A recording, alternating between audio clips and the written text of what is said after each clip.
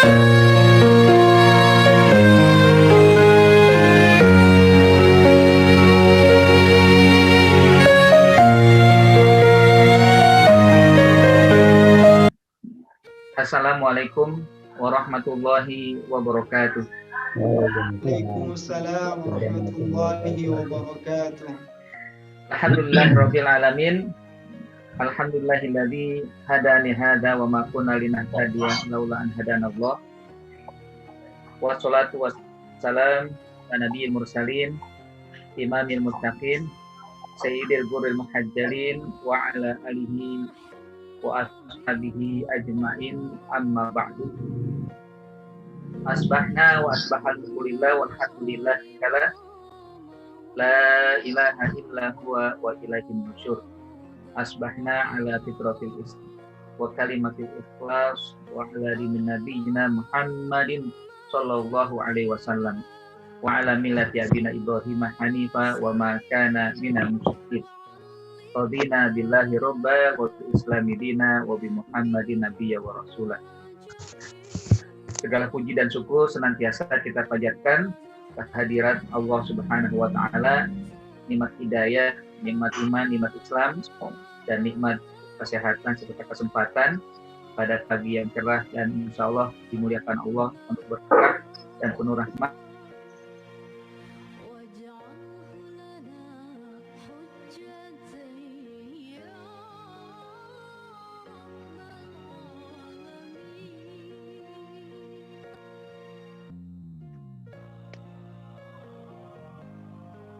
Putus suaranya Ustaz.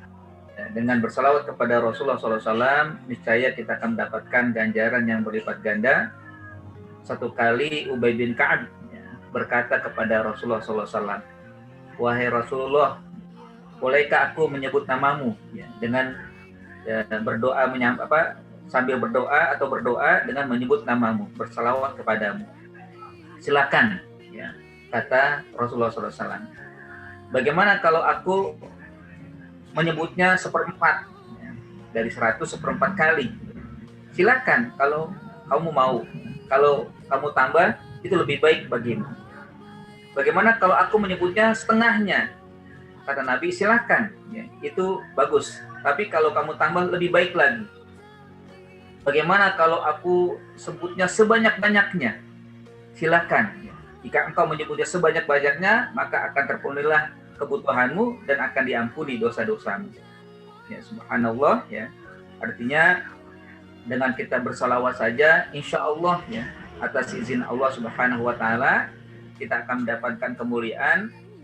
Hajat kita insya Allah akan dipenuhi oleh Allah Subhanahu wa taala, bahkan dosa-dosa akan diampuni. Artinya bersalawat kita kepada Rasul bukanlah kebutuhan Nabi, bersalawat kita kepada Rasul kebutuhan kita sendiri. Maka marilah bersama-sama atau senantiasa di waktu-waktu yang Allah berikan, kita tidak lepas untuk selalu bersalawat kepada Nabi. Allahumma sholli wa sallim ala Rasulillah. Allahumma sholli wa sallim ala Rasulillah. Hadirin wal hadirat, jamaah sekalian yang dimuliakan Allah, kembali kita bisa berjumpa atas izin Allah, kita bisa bertatap muka. Kesempatan yang mulia ini, kesempatan yang insya Allah penuh berkah ini, dalam rangka mengikuti kajian kajian tematis terkait dengan jadi ingin coba, ada sebuah buku sebenarnya yang saya dapatkan yang disebut dengan Khamsina Qawaid Qur'aniyah. Ada 50 kaidah-kaidah Quran. Apa itu kaidah? Kaidah itu adalah dasar, sesuatu yang menjadi fondamen, sesuatu yang akan melingkupi berbagai hal dalam perkara yang ada, yang nanti akan mencakup dari kalimat yang disebutkan oleh Allah dalam Al-Quran. Jadi ada seorang ulama bernama Umar bin Abdullah Al-Muqbil, beliau menyusun kitab namanya Qawaid Qur'aniyah. Beliau mencoba merumuskan ada 50 kaidah Quran, artinya diambil dari satu kata, kedua kata, atau 3 kata dalam Al-Quran, nanti dijadikan salah satu kaidah. Nah, yang akan kita bahas salah satunya dari kaidah Quran ini, yaitu firman Allah, ya, potongan ayat dari firman Allah Subhanahu wa taala disebutkan dengan wa qulu linnasi husna. 3 kata, wa qulu, dan berkatalah, linnasi, di hadapan manusia, husna, sesuatu yang baik. Ini ya oleh pengarang, oleh penyusun buku, ya, Khamsina Qawaid Quraniyah, menjadikan sebagai salah satu kaidah yang sangat ya menarik dan sangat menyangkut ya dalam berbagai sisi kehidupan ya manusia. Kita sebagai seorang muslim tentunya punya kewajiban untuk memahami kalimat ini, ya, potongan ayat ini. Ya, kalau lengkapnya bisa mungkin hadirin bapak-bapak dan ibu-ibu yang hadir, ya, dan juga yang mendengar di berbagai link ya yang ada, surat Al-Baqarah ayat 83. Di situ lengkapnya ayat yang Allah firmankan, disebutkan wa id akhadna mitsaqa bani Israila la ta'buduna illallah wa bil walidaini ihsana wa bidil qurba wal yatama wal masakin wa qulu linnasi husna wa aqimus sholata wa atuz zakata tsumma tawallaitum illa qalilan minkum wa antum mu'ridun.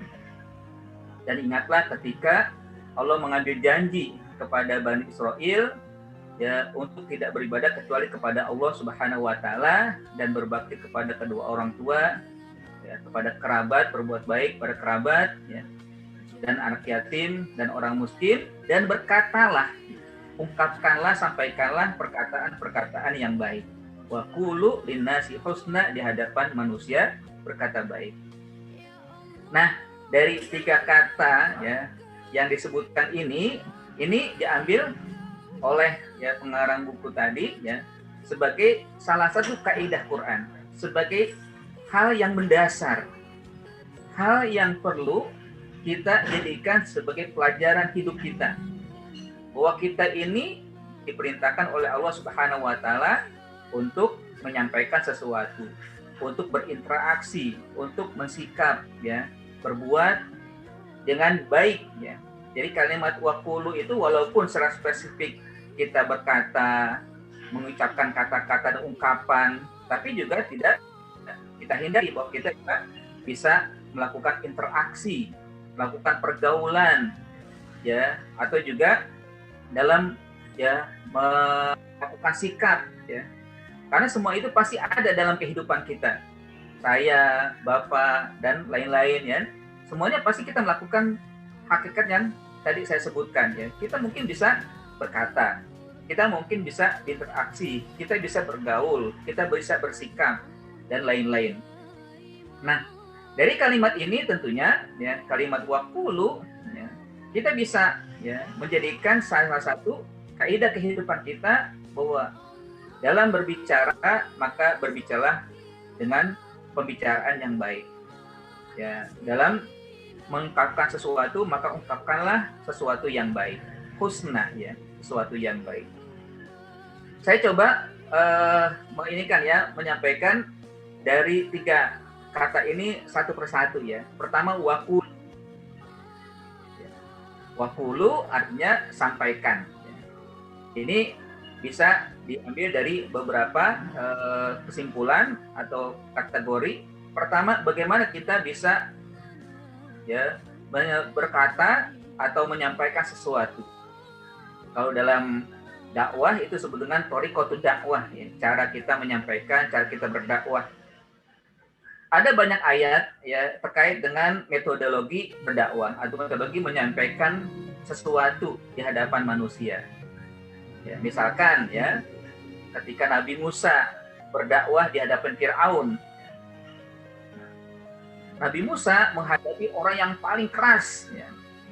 Firaun yang sangat keras ya terhadap dakwah Nabi Musa, tapi Allah tetap perintahkan kepada Nabi Musa dengan perkataan yang lembut ya, tidak keras ya. Nah, ini juga mungkin ya di dalam kehidupan kita nih, di kehidupan berbangsa dan bernegara kita ya, tentunya kita tetap bersikap ya lembut di hadapan penguasa, di hadapan pemerintah. Walaupun kelembutan itu bukan berarti lembek. Berbeda ya, kelembutan yang diiringi ketegasan ya. atau kelembutan dari segi nerimo, beda. Ya. Nah, jadi Nabi Musa Allah Subhanahu wa taala perintahkan ya kepada beliau dan juga kepada Harun ya. Wa qula lahu qaulan layyina la'allahu yatadzakkaru aw yakhsha ya. Jadi sikap keras itu tidak dihadapi dengan keras ya. Karena kalau keras dengan keras pasti akan mental ya. Ya, ini mungkin juga pernah ya saya sampaikan ya di waktu kesempatan yang lain ya. Tapi bagi pengulangan boleh kita jadikan penguatan ya. Qaulan layyinan artinya ungkapan yang lembut, tapi bukan berarti lembut lembek ya. Tapi lembut diiringi dengan ketegasan bahwa saya punya sikap seperti ini, saya punya ungkapan seperti ini yang tidak bisa ditawar-tawar ya. Lillahi ta'ala atau tauhid, akidah harus tunduk kepada Allah itu memang jelas ya. Tapi dengan ungkapan yang tidak membuat mereka menjadi tambah keras ya. Kenapa? Kata Allah sampaikan la'allahu yatadzakkaru aw yakhsha. Mudah-mudahan dengan perkataan Anda yang lunak ya, penanda yang lembut ya, membuat mereka yatazakkar ya, menjadi mengingat ya, aw yakhsha menjadi yang takut ya. Artinya dia mau menerima atau menjadi orang yang artinya takut kepada Allah. Walaupun kita tahu cerita Nabi Musa menghadapi Fir'aun pun tetap kekeh dengan kekufurannya. Tapi itu bagian daripada kaidah atau thariqah ya, thariqatul dakwah. Yang kedua, ya Allah katakan di dalam ayat lain, wa qula lahu qaulan sadida. Nah, ini di dalam tengah keluarga ya. Ya, sadida itu artinya kalimat ungkapan yang benar dan terarah ya. Mengena pada posisi atau mengena pada tujuan ya. Kadang ada perbuatan atau perkataan yang baik tapi tidak mengena ya. Nah, ini yang diingatkan oleh Allah Subhanahu wa taala bahwa dakwah itu harus sampai kepada yang membutuhkan ya. Walaupun perkataan benar tapi kalau tidak cocok atau tidak sesuai enggak akan kena juga kan. Misalkan ya kalau kita berdakwah kepada orang yang awam, jangan disampaikan tentang ilmu ekonomi ya, tentang ilmu politik, nggak nyambung ya. Istilahnya tidak akan sembuh naik ojek gitu kan ya, nggak nyambung gitu kan ya.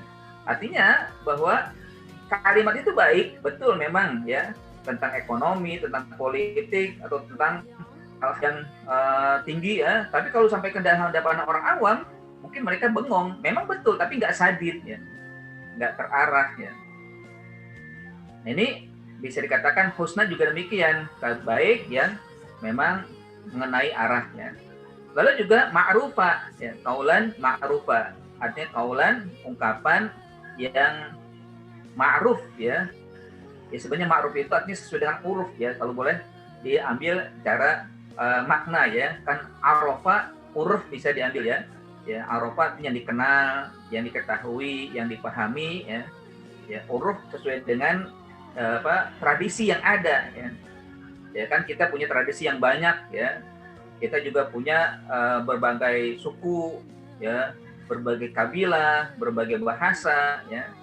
Ya, kadang bahasa Jawa dengan bahasa Sunda berbeda ya. Kalimat atos saja Sunda dengan Jawa berbeda maknanya kan ya. Nah, ini nanti bagaimana ma'rufan itu sesuai, bagaimana kita sampaikan sesuatu yang baik dikenal oleh masyarakat ya sesuai dengan tradisinya ya. Walaupun tidak boleh melanggar syariat ya, tetap nanti kaidahnya atau mengikuti apa yang telah diajarkan oleh Allah dan juga oleh Rasulullah SAW. Tapi tetap nanti mengikuti ma'rufan di situ ya.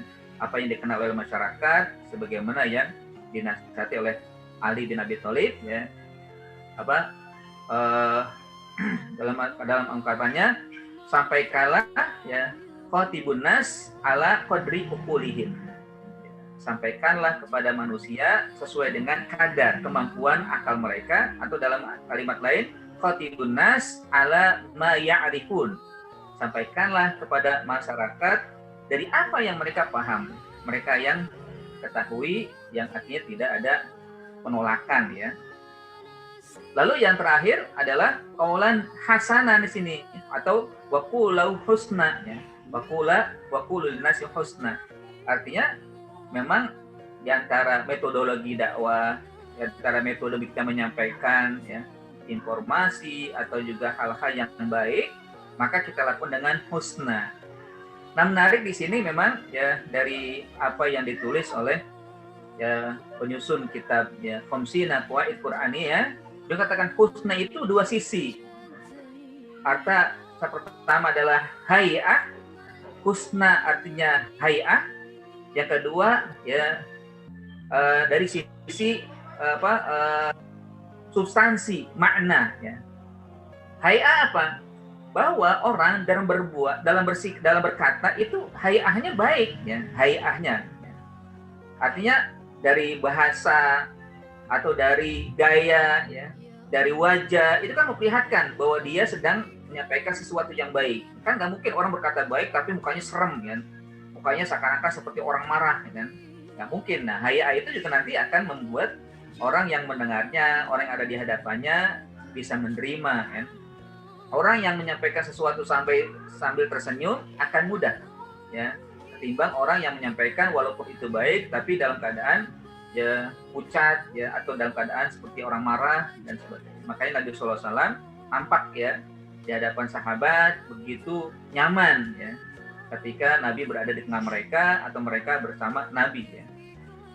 Memang pernah Nabi marah ya, tapi dalam prinsip, dalam sesuatu yang betul-betul harus disikapi dengan tegas ya. Nabi pernah marah ya dalam ketika menghadapi celaan ya terhadap agama dengan sampai wajahnya merah ya. Tapi ketika memang sesuatu yang lumrah, sesuatu yang biasa, nggak pernah Nabi marah. Ini namanya hay'ah ya. Jadi husna itu adalah bagaimana kita ya dari ayat ini diperintahkan oleh Allah Subhanahu wa taala, sampaikanlah sesuatu yang di hadapan manusia dengan hay'ah. Dengan wajah, dengan gerakan, dengan harokah, dengan postur tubuh yang menyenangkan. Yang menyenangkan kita, yang menyenangkan siapapun yang nanti mendapatkan informasi atau penyampaian ya. Dan yang kedua adalah substansi, makna itu ya, substansi tentunya pasti kita harus juga berkata yang nanti akhirnya bisa diterima ya, husnan ya, kata-kata yang baik, kata-kata yang bisa menarik. Nah, itu yang memang bisa kita maknakan ya, kita bisa ambil kesimpulannya ya. Ini yang pertama dari kata kulu, wa kulu linnasi husna, wa kulu artinya bisa menjadi metodologi kita menyampaikan ya informasi, atau kalau dalam ya seorang dai metodologi dakwah ya. Jadi qaulan layyinan, qaulan sadidan, qaulan ma'rufa, dan qaulan husna atau qaulan hasanan. Nah, yang kedua adalah linnas ya. Nah, linnas ini beragam ya, linnas itu umum kepada siapa saja kita berkata, maka cobalah landasi dengan sesuatu yang baik yang nanti akan mereka bisa menerima ya. Ya, bisa dari sisi akidah, kita menghadapi manusia yang mukmin, yang kafir ya. Bisa dari sisi sosial, yang miskin dan kaya. Bisa dari sisi umur, yang anak yang sudah dewasa kan, yang masih anak-anak, yang masih balita, atau yang sudah tua ya. Bagaimana juga dengan sisi status keagamaan, apakah dia orang yang soleh atau orang yang toleh ya, orang yang ahlul maksiyah atau orang ahlul to'ah ya. Atau juga dari sisi status keilmuan, dia orang alim dan orang awam ya. Nah, ini banyak ya kita menghadapi. Nah, ini artinya bagaimana kita menyampaikan atau berinteraksi dengan berbagai macam keragaman, lalu menempatkan posisi yang khas ya, yang tepat. Waqulu linnas, waqulu ya qaulan ya, masalan amamal kafir kaifa ya, bagaimana di hadapan orang kafir ya, bagaimana di hadapan seorang muslim ya, tentunya ada porsinya masing-masing ya. Kenapa? Kalau enggak ya bisa berabe ya, bisa berabe ya. Kalau misalkan kita ingin kebaikan tapi yang kita sampaikan nggak sesuai dengan yang dia punya ya. Misalkan tadi ya, kalau kita berhadapan dengan orang muslim ya tentunya kita kuatkan kebaikan itu untuk bisa menjadi hamba yang soleh, yang lebih baik keislamannya kan. Tapi kalau orang kafir ya, kalau dalam hadis kan dikatakan la yu'minu ahadukum hatta yu'mina li akhihi ma yuhibbu li nafsihi ya, misalkan. Itu kan artinya tidaklah sempurna keimanan seseorang sampai dia mencintai saudaranya ya melebihi cintanya kepada dirinya kan, atau sebagaimana dia mencintai dirinya. Nah, dari bahasa yuhibbu li akhihi ada yang mengatakan khusus kepada seorang muslim bagaimana kita mencintai. Ya, berarti cinta kita seorang muslim adalah yang 6 ya. Hakul muslim ala muslim situn. Ya. Hak seorang muslim pada muslim yang lain ada 6 kan. Idza laqitahu fasallim alaihi, kalau berjumpa mengucapkan salam ya. Wa idza da'athu ajabtahu au ajabahu, kalau dia mengundang ya maka dipenuhi ya. Kalau dia sakit wa idza maridha fa'udhu, kalau sakit dia jenguk. Kalau dia minta doa didoakan ya. Kalau dia bersin, dia berucap alhamdulillah, maka kita doakan ya. Dan kalau dia meninggal, maka diiringi ya dengan disolatkan atau juga sampai ke kuburan. Nah, itu hak seorang muslim dengan muslim yang lain. Nah, ini yang mendasar sebenarnya. Tapi bagaimana ada makna lain? Jadi katakan akhihi ghairul muslim. Bagaimana caranya agar kita bisa sempurna iman kita dengan mencintai seorang yang bukan muslim? Nah, jadi diartikan atau dimaknakan saudara yang bukan muslim, bagaimana kita mendoakannya. Ketika berjumpa dengan seorang non-muslim, doakan.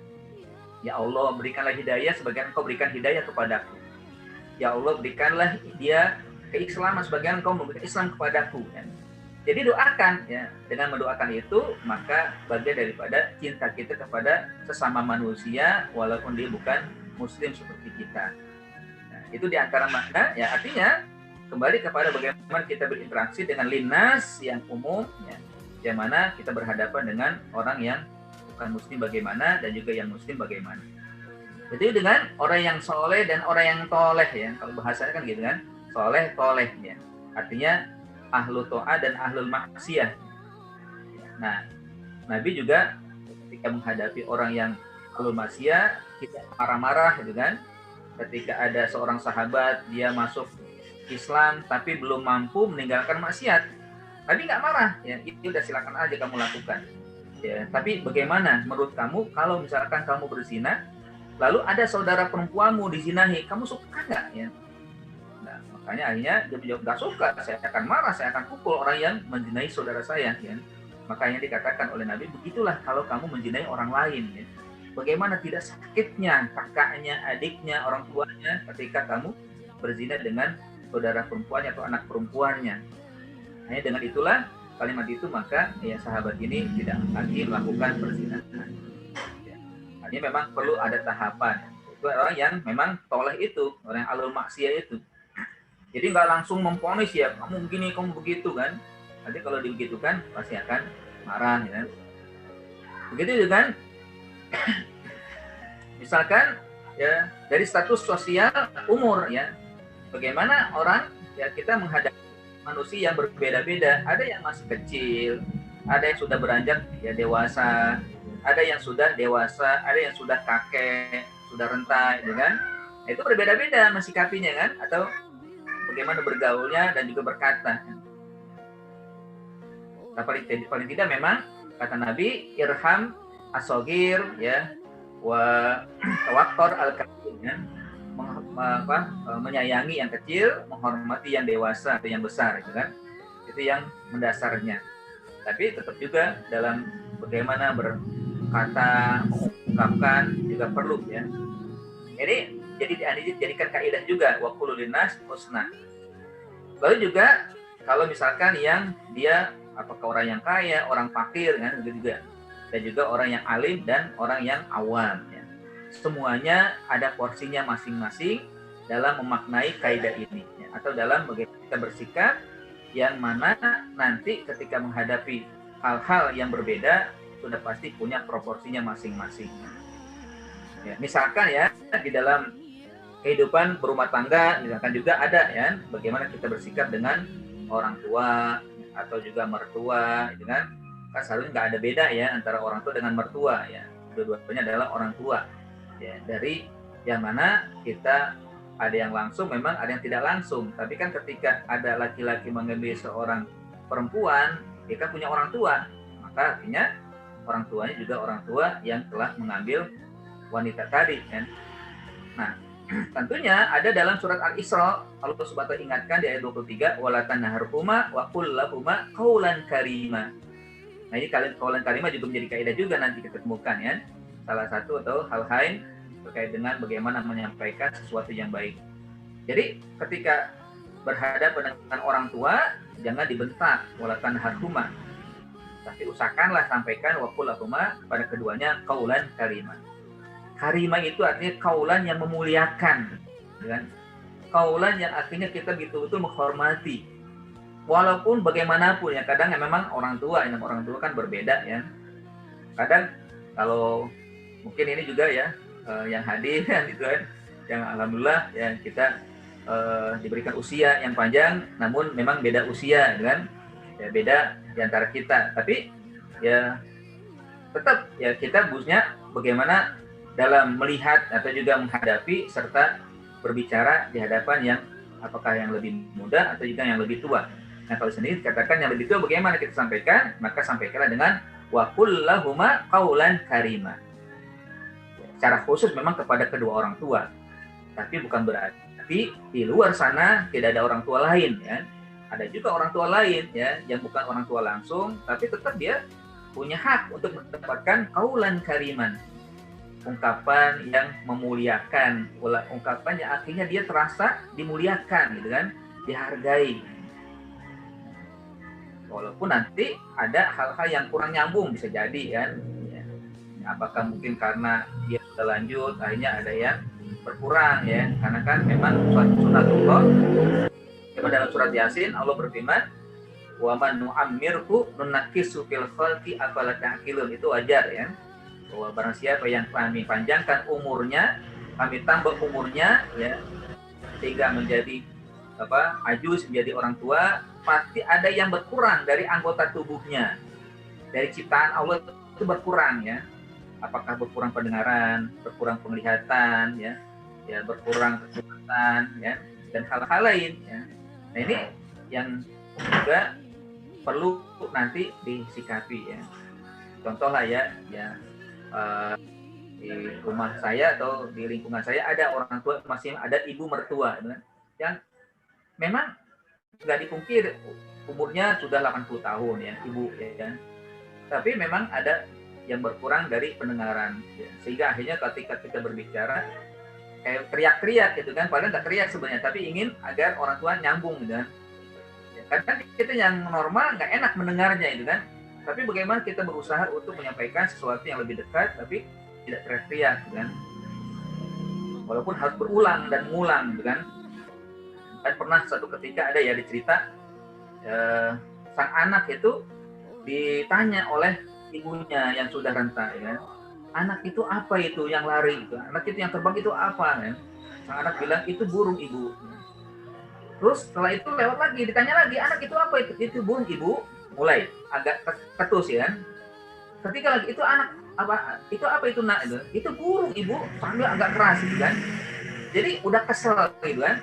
Jadi baru 3 kali udah kesel gitu kan. Nah ini kan nggak normal, nggak bagus gitu kan. Memang ibu ngulang lagi kan. Ya, akhirnya sang anak agak keras ngomong, ibu kok nanya lagi. Itu kan burung ibu, kok nanya 3 kali lagi. Ya, akhirnya sang ibu berkata, engkau anak ya, engkau berkali-kali juga waktu kecil, kau bertanya sekali tentang apa yang kamu tidak tahu atau yang kamu ingin tahu. Berkali-kali kamu tanya, ibu nggak marah. Jadi diingat masa lalu ya, masa kecilnya gitu kan. Kan anak biasanya kan pengen tahu ya, sesuatu yang ditahu, yang dilihat pasti ditanya ya sama anak itu pada ibunya, ibu itu apa, bapak itu apa ya. Jadi kalau belum puas ditanya lagi.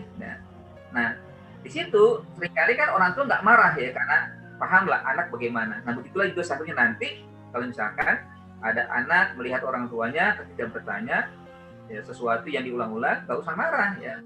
Ingatlah seperti dahulu yang ketika kita masih kecil mengulang-ulang pertanyaan di hadapan orang tua.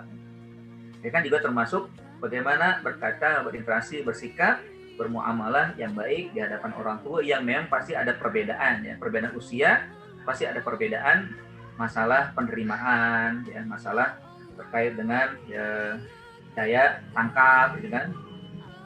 Nah itu yang kalau misalkan di hadapan yang sogir atau kabir ya, dan tentunya juga yang lain ya, wala tanharhuma, itu dalam ayat diingatkan oleh Allah Subhanahu wa taala sampai seorang anak membentak orang tua ya. Nah orang tua sekali lagi bukan hanya orang tua yang langsung ya yang ada di rumah, tapi juga orang tua yang di mana saja ketika berjumpa di jalan, berjumpa di masjid, berjumpa di pasar, berjumpa di mana saja berjumpa orang tua, jangan sampai mengungkapkan kata-kata kecuali qaulan karimah. Ada juga ya di hadapan orang yang mungkin ya fakir, orang yang miskin ya. Nabi SAW juga diingatkan oleh Allah dalam surat Ad-Duha ya. Wa ammas-sa'ila fala tanhar ya. Adapun terhadap orang miskin jangan dibentak ya, jangan dikasarin ya. Ini juga tentunya umum ya. Siapa saja ya yang dia miskin, yang dia tidak punya ya kekayaan atau tidak diberikan kenikmatan oleh Allah Subhanahu wa taala, maka sikapilah juga dengan baik. Atau di hadapan yang awam ya. Kalau ada orang alim, orang awam kan bagaimana juga kita mensikapi. Ini juga sampailah pada surat Al-Furqan ya. Ayat 63 Allah berfirman wa idza khatabahumul jahiluna qalu salama. Ketika ada ya berbicara orang-orang bodoh di hadapanmu atau di orang beriman, maka mereka menjawabnya dengan salam ya. Ya, salaman artinya doakan ya, penuh dengan keselamatan ya, penuh dengan cara yang tidak mengklaim atau memponis ini seorang bodoh nggak perlu dijawab gitu kan, enggak, tapi nanti membuat yang berbicara tadi ya, dengan aman gitu kan, artinya memang tidak langsung ya melakukan hal-hal yang tidak baik di hadapan orang yang sekalipun tidak punya ilmu. Apalagi sekarang ya tengah kita banyak yang awam ya. Nah ini artinya memang yang kita bisa lihat terkait dengan linas ya. Waqulu tadi bagaimana kita bersikap yaitu berkata dengan metode yang ada. Lalu linah dengan umum model-model yang beragam. Lalu yang terakhir adalah husna. Nah husna ini adalah seperti yang tadi sudah saya sampaikan. Ya ada dua sisi, ada hay'ah, ada makna. Ya.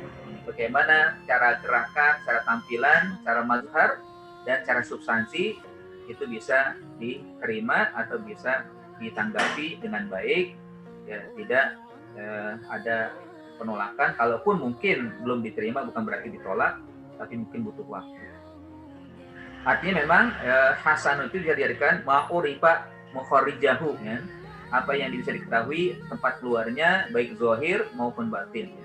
Yang tampilan maupun juga yang substansi tadi. Itu mungkin ya dari hal-hal yang bisa kita dapatkan ya, di mana memang ini menjadi satu kaidah yang penting sekali yang bagi saya sendiri ya sangat tertarik ya dengan kaidah ini. Sebenarnya bukunya sudah ada terjemahnya ya.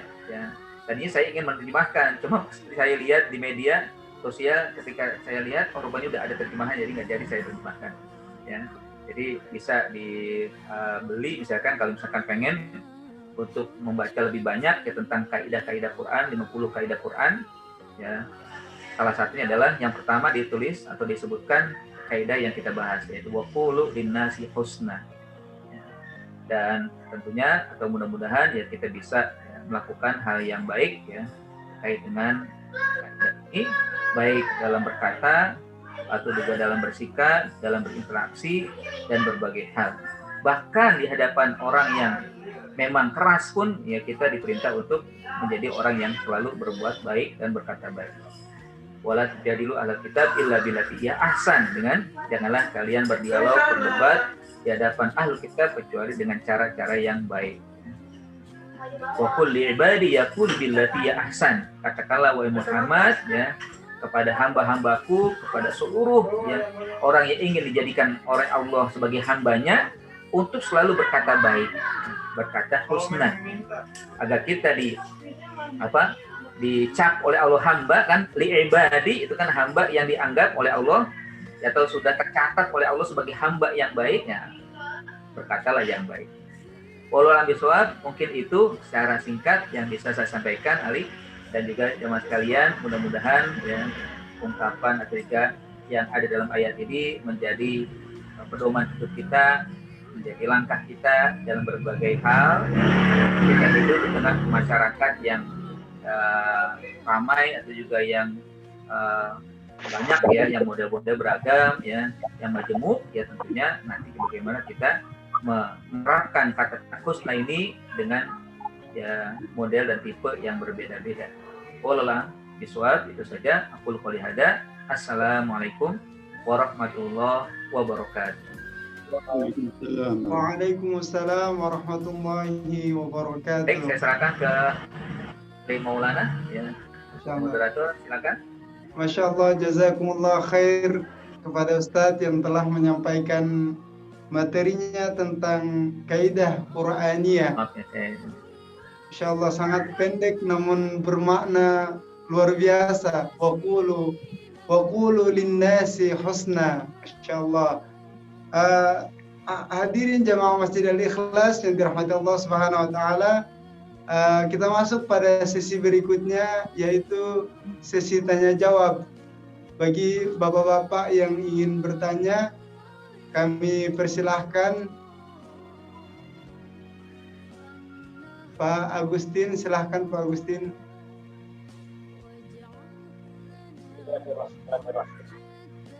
Assalamualaikum warahmatullahi wabarakatuh. Waalaikumsalam warahmatullahi wabarakatuh.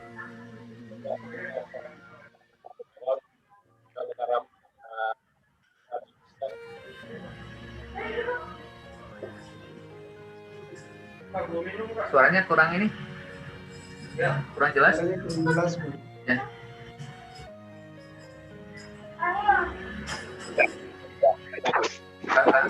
Nggak normal ya kalian.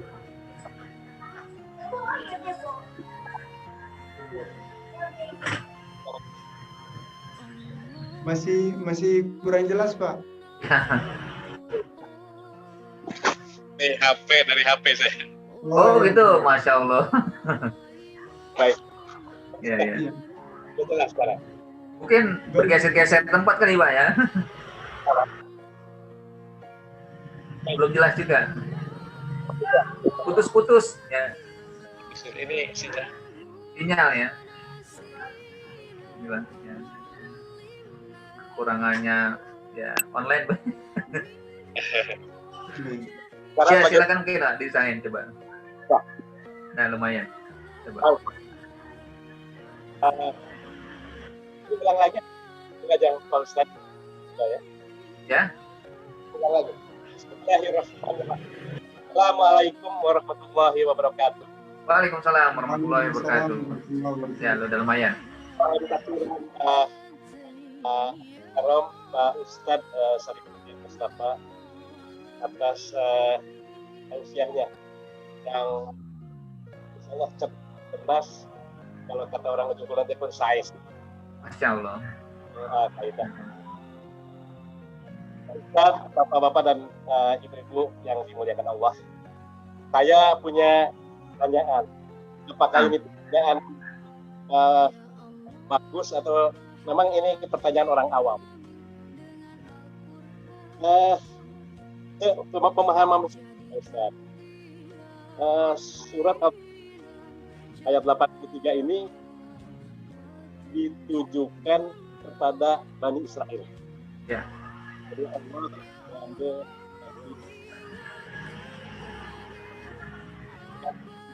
sampaikan pada intinya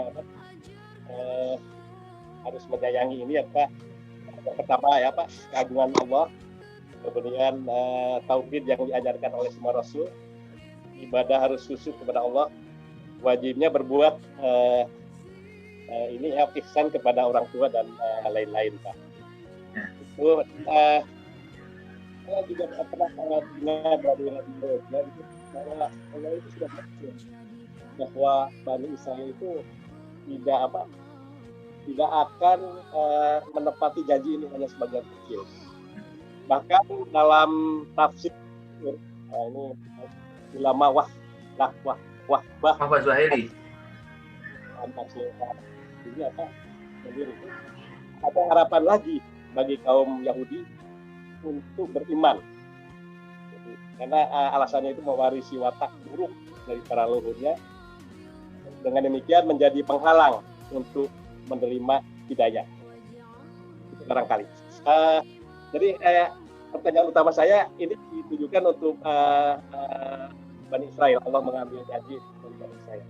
Karena Allah juga sudah mengatakan bahwa ini akan mengingkarinya hanya seperti itu, atau mungkin tadi dengan tafsir Al-Munir dari ulama Wahbah sudah tidak ada harapan lagi gitu untuk ayat itu untuk terima. Nah,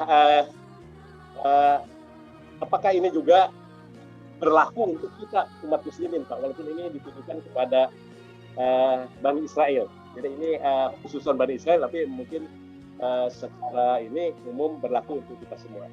Ini barangkali pertanyaan yang masih jadi orang Sunda, Pak, jadi sasekelan, jadi kelan itu saya jadi mengalami surat Al-Baqarah ayat 83. Mohon maaf bila ada yang kurang berkenan. Wabillahi taufik wal hidayah. Assalamualaikum warahmatullahi wabarakatuh. Waalaikumsalam warahmatullahi wabarakatuh. Baik, saya langsung ini ya.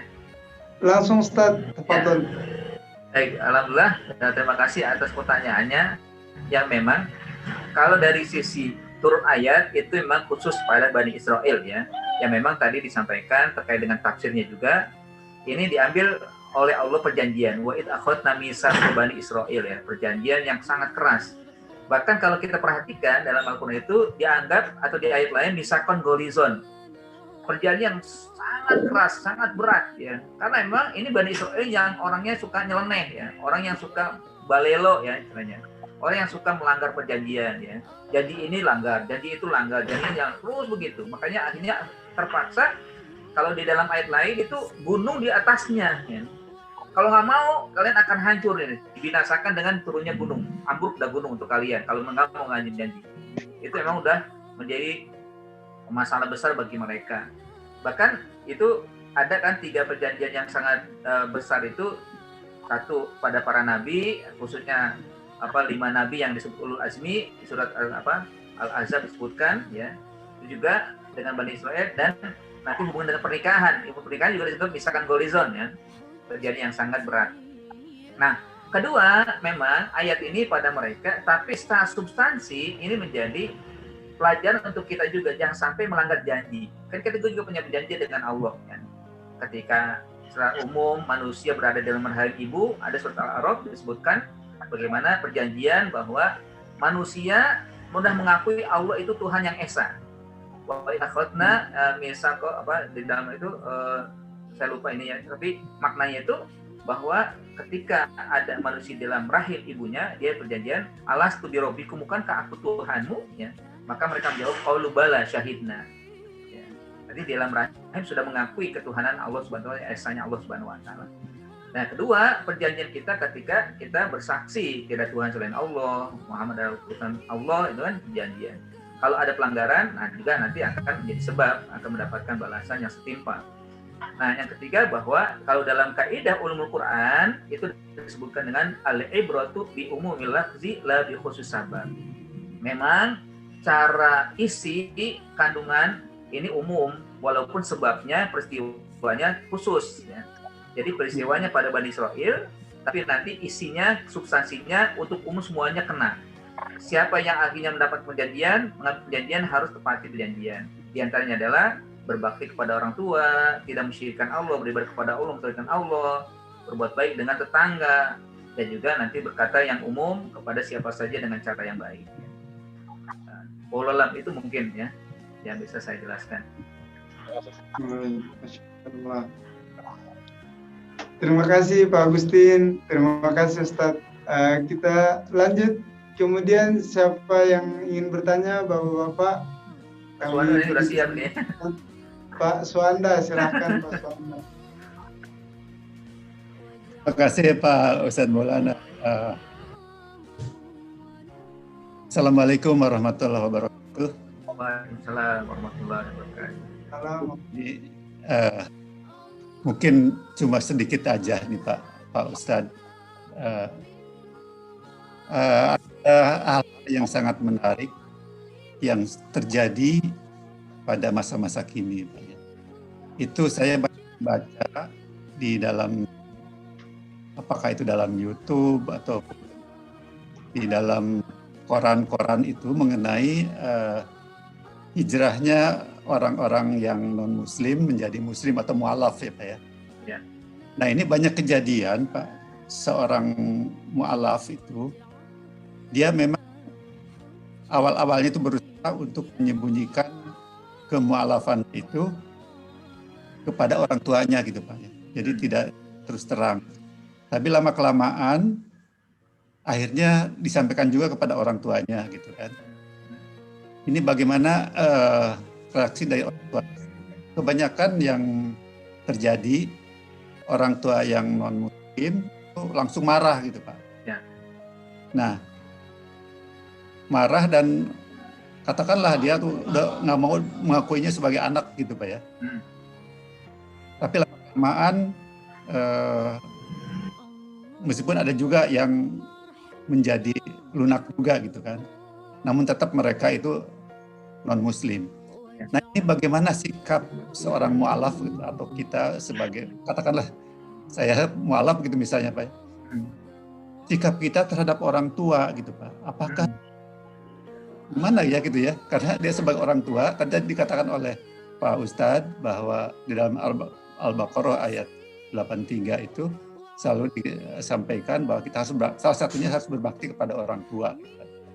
Tapi dalam hal kasus ini, apa yang harus dilakukan oleh seorang mu'alaf terhadap orang tua gitu?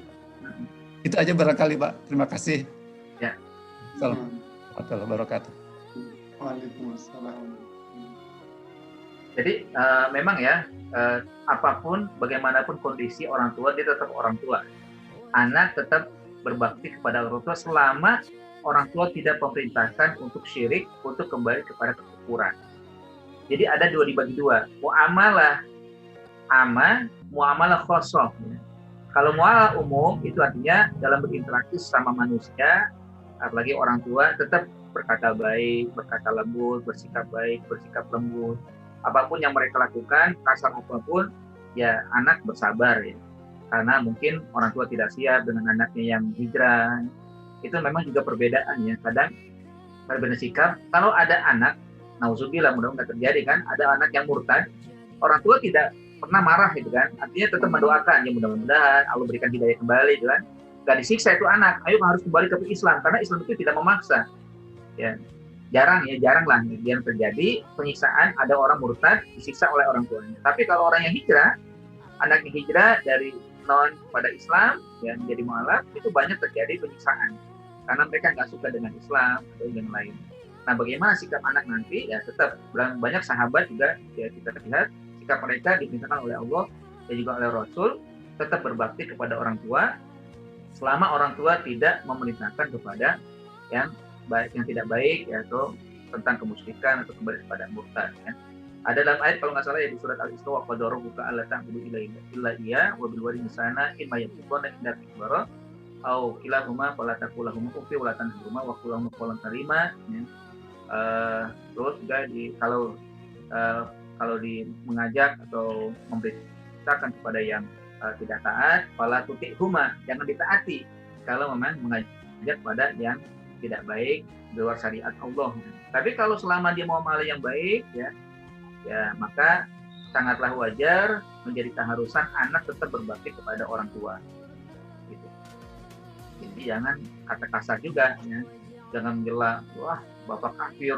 Nggak usah kata kafir juga nggak disuka oleh mereka juga. Jadi tetap memang anak berbakti kepada orang tua ya, tidak melakukan hal-hal yang akhirnya tidak disukai oleh Allah, tidak disukai juga oleh Rasul. Dari dalam Islam juga tidak ada perintah untuk bersikap kasar dengan orang tua. Mungkin itu, Pak. Salam. Terima kasih banyak Pak Ustaz.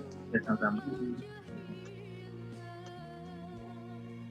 Baik, terima kasih Pak Suanda. Kita masih punya waktu kurang lebih 29 menit untuk sesi tanya jawab. Lama banyak. Iya. Silakan mungkin ya. Alhamdulillah.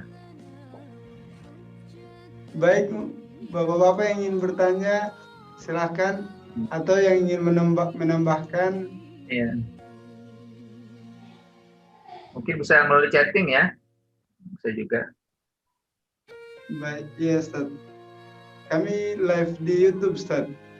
Oh, live YouTube ya. Dan yang lain mungkin ada dari yang di Zoom kan bisa. Di YouTube ada yang komen atau yang bertanya? Belum ada, Ustaz.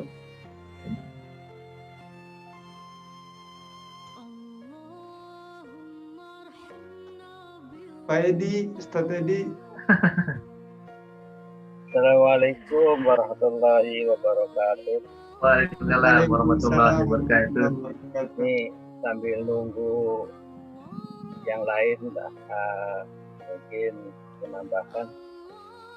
Mungkin kalau saya bentuknya ini aja Ustaz nih, curhat ini. Ya.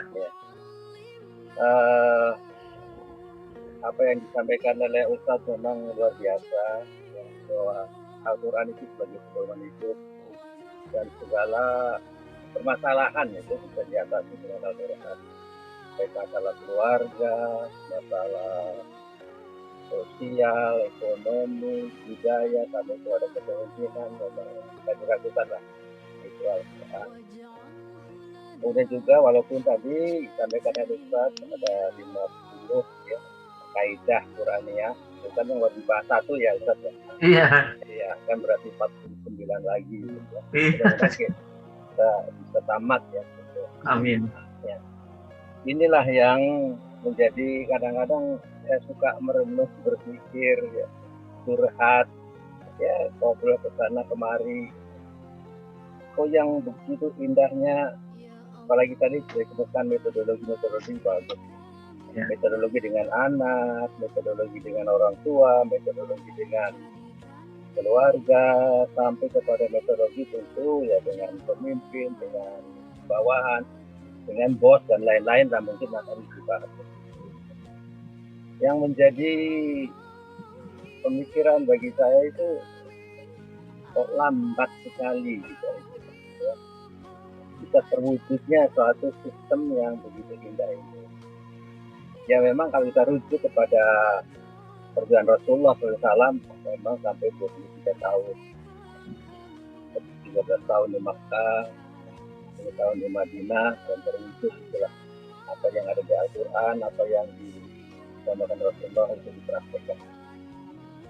Nah kita ini melihatnya, baik umat Islam itu sendiri, itu bukan bertambah kuat, itu bertambah malah ya turun ya dalam pelaksanaannya. Jadi kalau menurut saya ini Ustaz ya, kita mulai di debat lah. Ada sesuatu yang harus kita capai Ustaz, yaitu tentu persatuan umat Islam ini. Nah untuk mencapai persatuan umat Islam ini tidak gampang kalau kita tidak mempunyai kekuatan harus kita sesuaikan dengan keadaan sekarang. Ya kita harus bisa mencapai satu kekuatan, atau bahasa lainnya kita harus bisa mencapai satu kekuasaan. Nah tentu kalau kita sudah mengarah kepada satu kekuasaan, berarti suatu jalan-jalan ataupun satu cara-cara untuk mencapai itu harus diperkuat dan harus lebih indah lagi kalau saya ya. Indah dalam arti luas lah ya, indah. Nah itu kayaknya. Ya. Jadi ini satu kesempatan sebenarnya bagi kita dai ya, kalau bisa ya, cobalah kita terus ya, memastikan bagaimana untuk mencapai itu, tapi dengan cara yang tadi metodologis. Artinya tidak nabrak-nabrak dulu lah gitu ya. Tapi betul-betul yang ideologis yang bagus. Sampai kita puncaknya seperti Rasulullah bisa mencapai itu. Sebab kalau sudah kepemimpinan itu dipegang, itu apa aja diatur gampang. Ya. Apa aja digampang. Ya. Jangan berharap anak itu bisa menguasai ataupun jadi anak itu bisa mendominasi orang tua di dalam rumah itu. Jangan bermimpi itu. Tapi kita bermimpi jadilah orang tua supaya rumah tangga itu baik. Itu falsafah hidup saya itu ya. Jadi arti kalau kita rumah tangga kita ini baik, ya kita harus jadi orang tua yang baik. Kalau kita ini harus mempunyai bangsa yang baik, kita harus mempunyai satu, dalam arti ya tentu orang yang terbaik di atas yang paling atas. Nah baik itu tentu luas ya. Nah kalau saya lebih baik, selain memang dakwah kita secara individual harus gencar, ada yang masalah akhlak saja, ada masalah ibadah saja, ada masalah tentu syariat saja, ada masalah tentang mungkin spiritual saja, itu bagus-bagus saja. Tapi juga harus ada yang bekerja secara teratur untuk mencapai tadi sesuatu kepemimpinan yang baik itu. Sehingga bisa mengatur segala-galanya. Ini tentu yang perlu kita terus promosikan dan teruskan. Ini sayang sekali kadang-kadang ustaz dengan ustaz saling berbenturan. Masya Allah. Ya. Sedih sekali. Iya. Nah, hormatilah. Kalau ada ustaz yang keras, hormatilah. Memang itu metodologi. Ada ustaz yang lemah lembut, hormatilah. Memang itu sudah metodologinya. Iya. Paling tidak satu sama lain itu menghormati. Yang ketiga kalau dia itu ada ustaz ini menghantam ustaz ini, ada ustaz ini nah ini mungkin solusinya bagaimana, mungkin ya kita ngobrol aja nih ustaz. Paling tidak ada saya ya melegakan pikiran saya, itu aja. Terima kasih ustaz, silakan ustaz.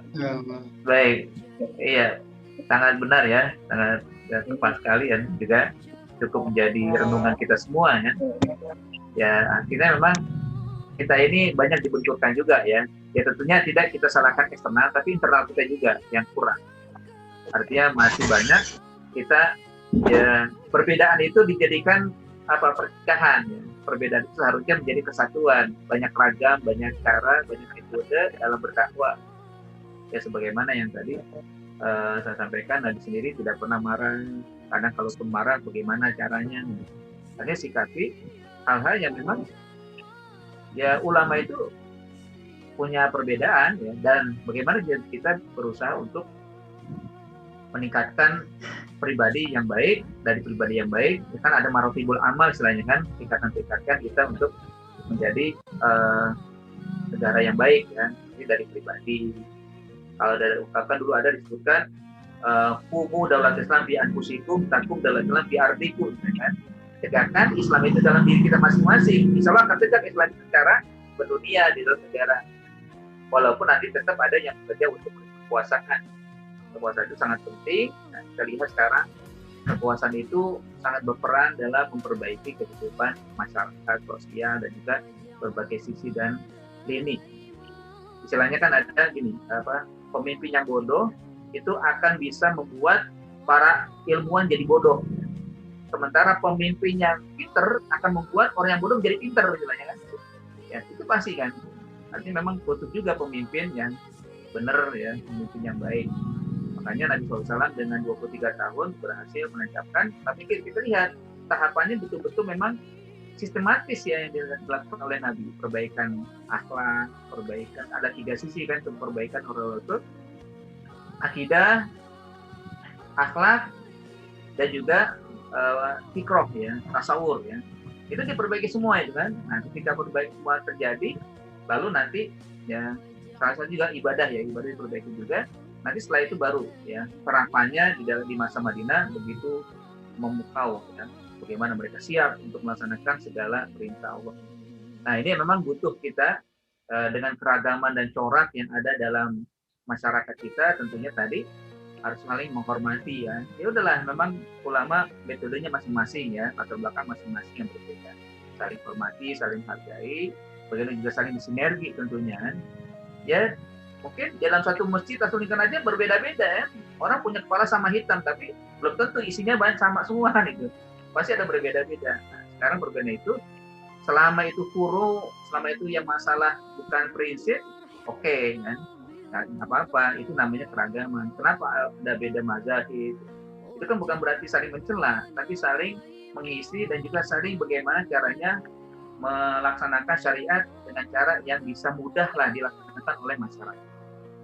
Coba kalau nggak ada, tentunya akan menjadi monoton itu kan. Kalau nggak ada mazhab, monoton gitu kan. Dan mazhab itu kalau saya perhatikan memang bisa dilakukan di masa-masa di mana-mana yang cocok gitu kan. Kayak kita mazhab Syafi'i misalkan, mazhab Imam Syafi'i yang lebih banyak. Karena Imam Syafi'i salah satunya yang banyak menggunakan air ya kalau dalam berwudu istilahnya. Coba kalau diterapkan di Afrika nggak bisa, nggak terlaksana ini Imam Syafi'i kan. Ya justru di sana pakai Imam Maliki yang pakai air pun cukup satu, kalau kita katakan 1 gelas air mineral sudah cukup untuk berwudu. Sementara kalau Imam Syafi'i nggak cukup, kan nggak sampai 2 bulan. Ya. Artinya memang ini PR kita semua ya tentunya kita berharap dari Masjid Al-Ikhlas ini tumbuh ya pribadi-pribadi yang soleh insya Allah ya, mulai dari orang tua. Kita ingin keluarga baik, orang tua juga sudah memperbaiki, saya semuanya perbaiki diri, insya Allah keluarga menjadi baik. Dari lingkungan masjid, baik ekonomi diperbaiki, pendidikan juga diperbaiki, masya Allah ya. Bagaimana yang kita paham ya, dengan Masjid Al-Ikhlas banyak ya melakukan kegiatan aktivitas yang untuk menjadikan umat sendiri kan, dalam lingkungan ya. Mudah-mudahan mereka tertarik ya dan mengikuti kegiatan-kegiatan yang ada di dalam kelas terutama dan di kegiatan yang lain, beri contoh. Mungkin itu juga rembuk ya Pak Edi. Ya.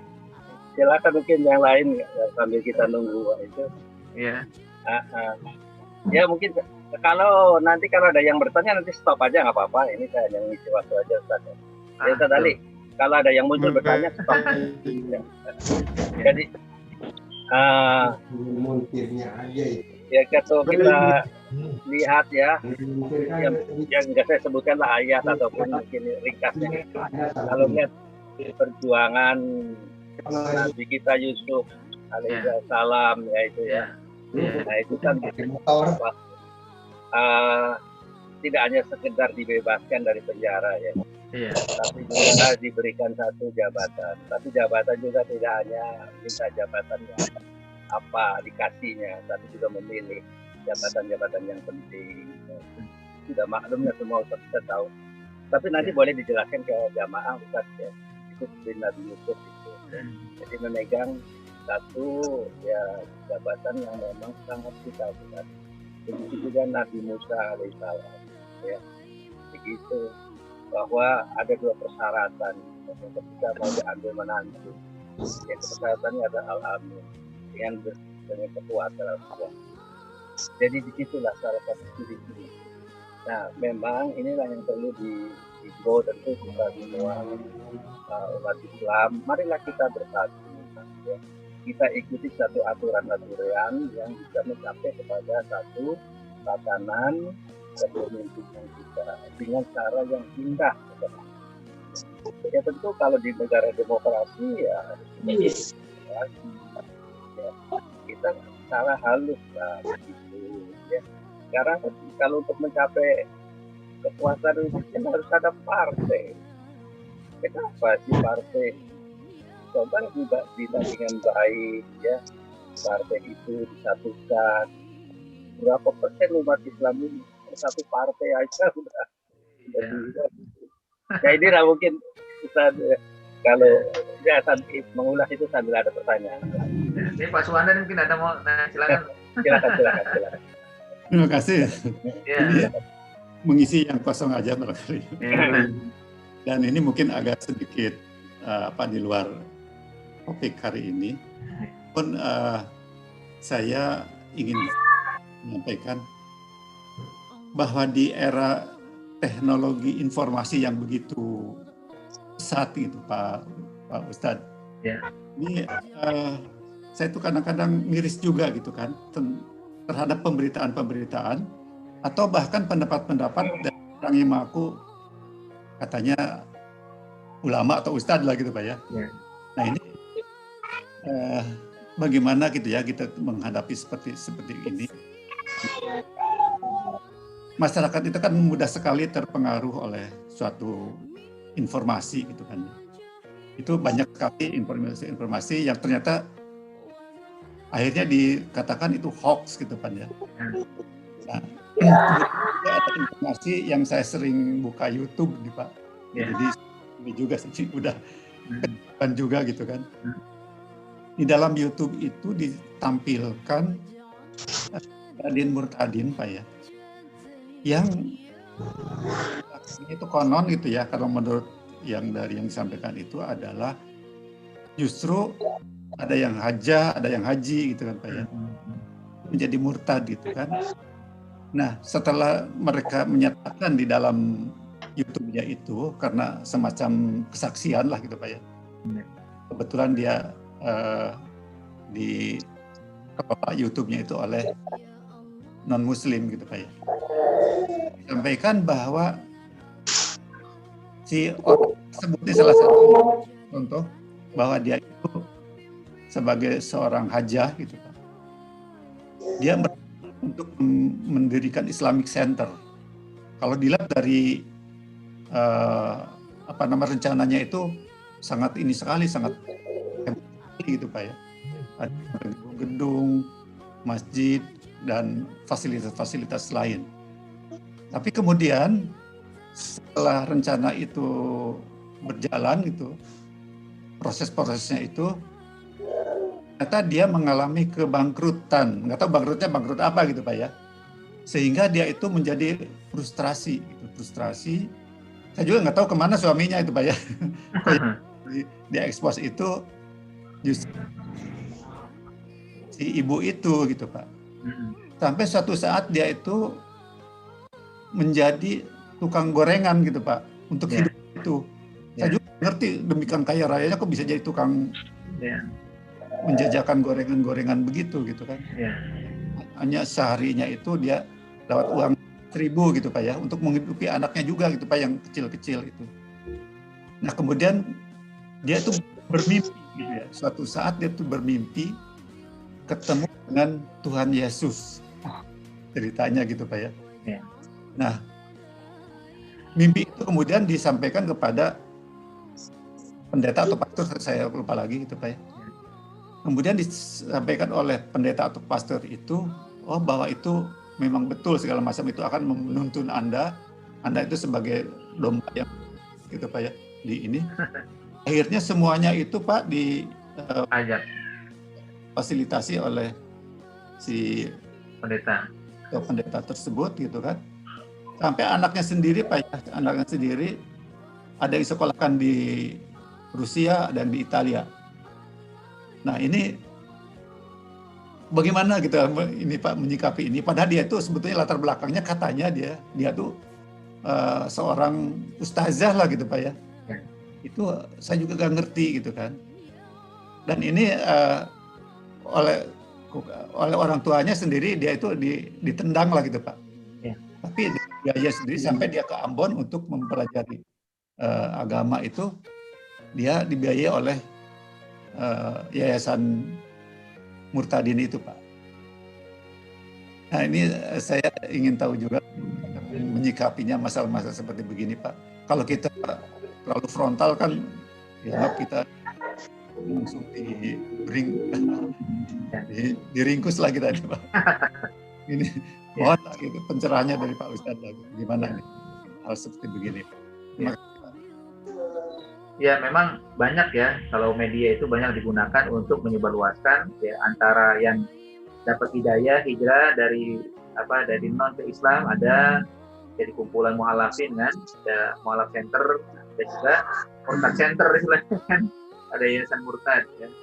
Dan memang berbeda-beda tuh macam-macam modelnya kan.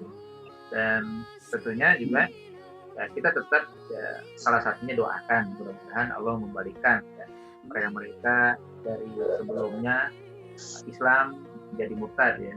Dan juga inilah hidayah. Allah Subhanahu wa taala yang menentukan hidayah, tapi tetap ada namanya kerja seseorang ya.